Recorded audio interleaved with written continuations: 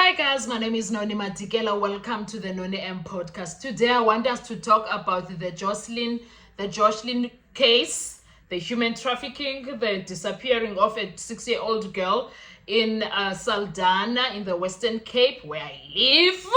Yes, there is a young one who's 6 years old who disappeared. The people that are arrested for that crime is her mother, Kelly Rockwell Smith, her boyfriend, and their friend. And the other person that was arrested, who turned state witness, is their other friend and neighbor, Rams Lombard, who is a friend of Kelly, a woman, right? Now, why are we talking about? I just want us to get a summary of what happened when it comes to this Jocelyn Smith case, right? So this is what has been happening in this case. So it's a case of a 6-year-old girl from Saldanha Bay, Western Cape, that has deeply affected South Africa and highlighting issues of child trafficking, drug abuse, and systematic failures. All right. Disappearing and investigation. The disappearance and initial investigation. On February 19, 2024, Jocelyn Smith was reported missing from her home in the Middelburg informal settlement. Her mother, Kelly Smith, claimed she had left Jocelyn in the care of her boyfriend, Jacqueline Buta Abolis. The community and authorities launched an extensive search, including the involvement of the South African Navy and Specialized Police Unit.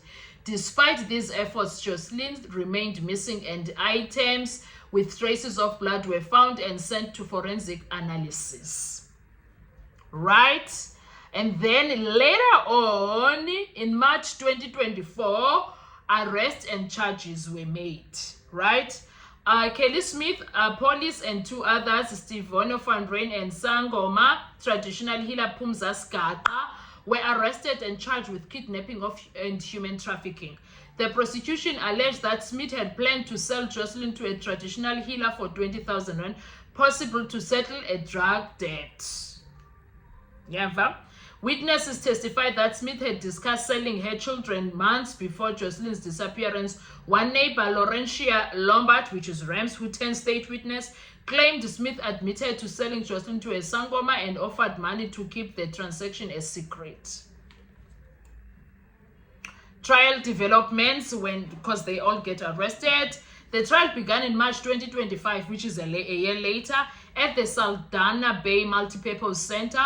All three accused, which is Kelly Smith, police, and Van Ryn, pleaded not guilty to the charges. During the proceedings, Van Ryn alleged that police had coerced his confession through torture, raising concern about the investigation's integrity, which is something that we are not far-fetched from South African police officers. It happens apparently a lot. And then Lombard, initially a co-accused, turned state witness after charges against her were withdrawn. She provided testimony about Smith's intentions and actions leading up onto Jocelyn's disappearance. Current status of the case. What's happening now with the case? As of April 2025, Jocelyn Smith remains missing. We don't know whether she's still alive or dead. We don't know. The trial continues with the accused facing potential life imprisonment if convicted. The case has sparked national outrage and brought attention to the vulnerabilities of children in impoverished communities, as well as the challenges in combating human trafficking in South Africa. That is what's happening currently when it comes to the Jocelyn case. Sorry about that. That is what is happening when it comes to the Jocelyn case. Allegedly, the girl that is missing was sought out by a Sangoma for her green eyes and pale skin. So apparently, that is the reason her mother sold her, and that is why the Sangoma was interested in her. So that is why her mother was charged for kidnapping and selling her child. In the ongoing trial concerning the disappearing of this 6-year-old Jocelyn Smith, a trial within a trial was conducted to determine the admissibility of the confession statements made by two of the accused, Jacqueline Buta Abolis and Steveno van Ryn. Both defendants contended that their confessions were obtained through coercion and torture by police, rendering them inadmissible. Allegations of coerced confessions. Stevino van Rijn alleged that he was abducted by police officers, transported to a secluded location near Jacobs Bay Beach, and subjected to severe physical abuse. He claimed that officers assaulted him, suffocated him with a plastic bag, and threatened his life to extract a confession. Van Rijn stated that he ultimately provided a statement under duress, fearing for his safety. Similarly, Joaquin police asserted that he was tortured by police until he confessed. He recounted being assaulted and threatened, leading him to make a statement he believed the officers wanted to hear. And then the police response. Detective David Johannes Fontaine, involved in the investigation, denied the allegations of torture and coercion. He questioned why Van Rijn did not report the alleged abuse during their interactions. Fontaine maintained that the confessions were obtained lawfully and without undue influence. That's what they always say. Okay. Outcome of the trial within a trial. As of April 2025, the court was busy with the case, and they were busy with the ruling of the admissibility of the contestant's confession statement. The trial within a trial was ongoing, with the defense and prosecution presenting evidence and arguments regarding the circumstances under which the confession were obtained. Judge Nathan Erasmus is expected to make a determination of this matter as the trial process progresses. The outcome of the proceeding is critical, as the admissibility of the confession could significantly influence the direction and outcome of the main trial concerning Jocelyn Smith's disappearance. All right, so that's what's happening with the case, right? In the ongoing trial, the disappearance of Jocelyn Smith, the defense invoked the Section 174 of the Criminal Procedure Act, seeking the dismissal of the charges due to insufficient evidence presented by the prosecution. The application was made after the state concluded its case against the accused. Outcome of the Section 174 application. The court dismissed the Section 174 application, determining that the prosecution has presented prima facie evidence sufficient to warrant the continuation of the trial. Consequently, the accused were called upon to represent their defense. Reasons for the dismissal. The court's decision was influenced by several factors. The court, first, the testimony from a state witness, Laurentia Lombard, initially one of the accused, 10 state witnesses after charges against her were withdrawn. Her testimony provided critical insights into the alleged involvement of the remaining accused in Jocelyn's disappearance. Number 2, physical evidence. Items with traces of blood were discovered during the investigation and sent to forensic analysis, suggesting potential foul play. 3, allegations of human trafficking. The prosecution presented evidence indicating that Jocelyn's disappearance may have been linked to a human trafficking scheme, with her mother allegedly involved in plans to sell her. Current status. Following the dismissal of the Section 174 application, the trial has proceeded with the defense presenting their case. The court continues to hear testimonies and examine evidence related to the charges of the kidnapping and human trafficking. The case remains a focal point for public interest, highlighting concerns about child safety and effectiveness of law enforcement in addressing such serious allegations. Okay. This is what else is interesting about this. Court hears Kelly Smith's timeline on the day of Jocelyn's went missing, with gaps in evidence. In her warning statement given to police, Raquel Kelly Smith provided a timeline of the day Jocelyn Smith went missing. She didn't describe Jocelyn's possible whereabouts, and the statement is inconsistent with the evidence before the court. I'm going to write up what happened on the day on the day's events, said Raquel Kelly Smith in a statement to police about 19 February 2024. The day her 6-year-old daughter, Jocelyn Smith, went missing in my own handwriting. The statement, however, did not provide any clues to Jocelyn's whereabouts. On Tuesday, 22nd April 2025, Smith's warning statement was entered into the record by State Prosecutor Zelda Sonepol.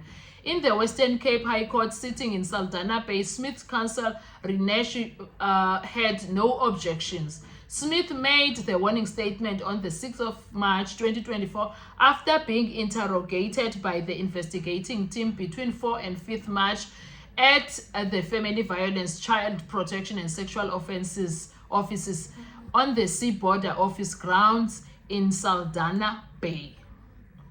Similar statements were obtained from her co-accused Jacqueline Apollis and Stevino Van Ryn on the same day. In their confessions, the two claimed that Smith told them to take Jocelyn to a purported Sangoma Phumzasi Gaqa known as Makalima, who would have allegedly paid Smith 20,000 rand. On Thursday, 17 April, Judge Nathan Erasmus ruled that the confessions of Apollis and Van Ryn were admissible and could be used as evidence against them. Apollis, Van Ryn and Smith faced charges of human trafficking and kidnapping after Jocelyn's disappearance from the Meadaples informal settlement in Saldanha Bay. The three who have pleaded not guilty have denied the serious allegations against them. The state alleges that the accused sold, delivered, or exchanged Jocelyn a grade 1 learner at Daisaville Primary for money. Smith's timeline. On Tuesday, the court heard some details about Smith's version of what happened on the day Jocelyn went missing. Her warning statement included more detail, particularly specific times, than her plea explanation in court. The court did not deal with the entire statement, but only with the parts handwritten by Smith. Her timeline on the 19th of February 2024, the day Jocelyn went missing, reads as follows. At 7 a.m., I got up and dressed my minor daughter and prepared myself for work. Quarter past, I gave Jocelyn and her minor brother food and told them their school clothes are dirty so they won't go to school. Quarter past 8 a.m., I took my other minor daughter and walked to Daisaville, where I took her to Krish. I got the keys and went to Kelly Zigas, where she was employed as a domestic worker, home to go and work. Smith claims to have arrived at work at 9 a.m. At 11:30 a.m., she borrowed 50 rand from Auntie Colleen Zegas and went to buy a packet of crystal methamphetamine known as tick from the dealer Gams. Buta and I smoked tick alone. At 12:10, I finished and went back to work. 12:30, I went and left one of my other children with the grandmother and went back to work. 2 p.m. I finished working and dropped off the key. 2:30, I went to fetch my other minor daughter at the crash. 4:30, I borrowed 200 from Aunt Colleen to refill gas. 4:45 p.m., I arrived at home and asked Bota where are the children. He told me my minor son is with brother Low and the Jocelyn is around her hanging loosely. 5 p.m., I called out Jocelyn and she did not respond. 4:15, Buta, Steven and I went to buy gas, came back and again Gams bought a packet of tick. We smoked it and then I called out for Jocelyn. At 6 p.m, Smith's minor son came home and she told me he had to call his sisters. He said he knew where his minor sister was, but he did not see Jocelyn. He went to fetch his other sister. At 7 p.m, my neighbor and I went to go and look for Jocelyn in Daisaville. At 8 p.m, we were back in Meadaples and further look for Jocelyn. 9 p.m, I called the police. 9:30 p.m, the police came and we went to go and search for Jocelyn. Smith's statement appears to contradict both state witnesses, Laurentia Lombard's version of what happened to Jocelyn and evidence from Kelly Zigas at whose home Smith said she worked at that day. Lombard, who was initially accused number 4 in the kidnapping and human trafficking trial, told the court how Smith allegedly plotted to sell the 6-year-old to a sangoma for 20K. Zegas, however, told the court that Smith had not worked at her house at all on that day. CCTV footage has indicated that Smith was not at Zegas' home. Sangoma, Sears, and international help. On Tuesday, Captain Wesley Lombardi, the investigating officer in the Jocelyn case, told the court about the extensive and international hunt for the missing girl, which included satellite assistance, help from Interpol, and online search researchers, so-called Sears and Sangomas. During the investigation, various Sears approached the team with different perspectives about Jocelyn's whereabouts and what happened to her. Some of the Sears were from our country, while others were from other countries. What was interesting about these Sears is that every second day they basically came with information on Jocelyn's whereabouts.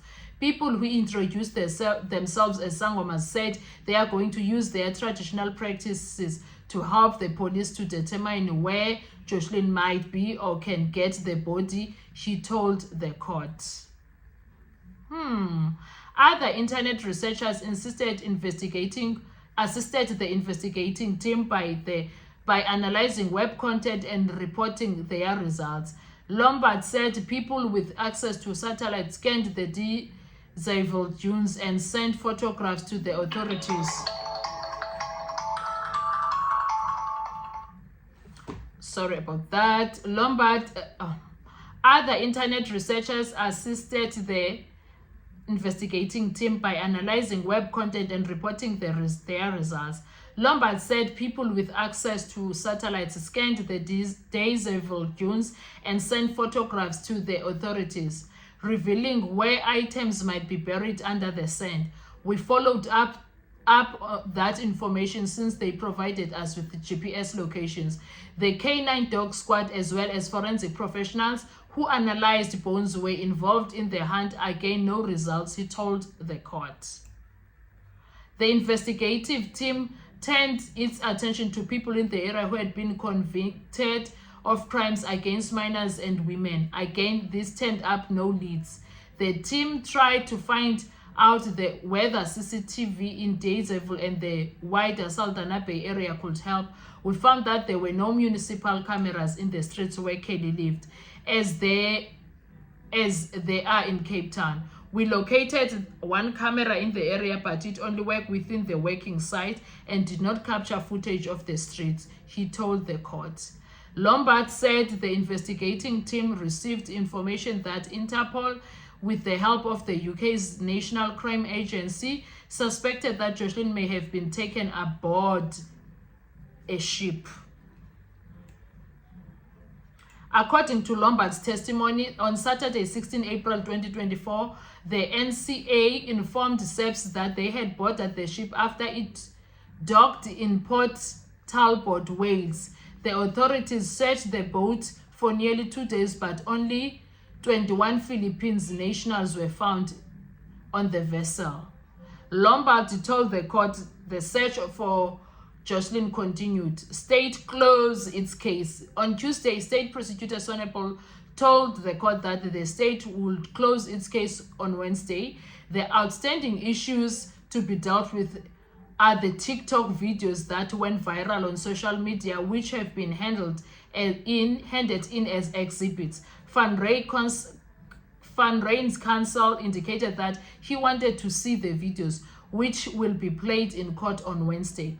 Judge Erasmus said that the court also consider any Section 174 petitions presented by counsel for the accused for the dismissal of the charges against their clients based on the lack of evidence or to substantiate the charges. That is what's happening with this Jocelyn case currently, guys. So we are waiting to hear what's going to happen next in the next few days. Now, these are some of the interesting factors that happened also. The Jocelyn Smith case, accused elect not to take the state to state their case. As the state closed its case in Jocelyn Smith's matter on Wednesday, accused Joaquin Buta, Apolis, and Stevino Stevino van Ryn, both elected not to give evidence or call witnesses. Earlier, the state called Colonel Ryan Morris from the Provincial Commercial Crimes Unit, who played 6 videos for the court. The videos include Kelly Smith being filmed on Sunday, the 3rd March 2024, at an open prayer service being held for Jocelyn. The other video also shows Smith having a meeting at Spur with now Minister Gayton McKenzie. A few videos of the meeting with McKenzie are shown. He was also provided with 2 links, which led to 2 videos of McKenzie seated in the back of a vehicle where he questions Van Ryn about his whereabouts and what happened to Jocelyn Smith. As the state closed its case, Judge Nathan Erasmus was told that the defense counsel would bring forth Section 174. A Section 174 application under South African Criminal Procedure Act allows an accused person to be discharged if the court believes there is no evidence to support a conviction at the close of the state case. Oh, guys. Now, so it ended with Judge Nathan Erasmus denying the defense counsel request to drop the charges in Jocelyn's case. He denied them that situation. Anyway, that is where we are with the entire case of Jocelyn Smith. That's the full report that we have. I don't know what you think about it, but I still like the judge and how he conducts himself and how he deals with the entire processes. I feel that he's doing a great job. Okay, we will see what's going to happen. Thank you so much, guys. I'll see you on our next video. Bye bye.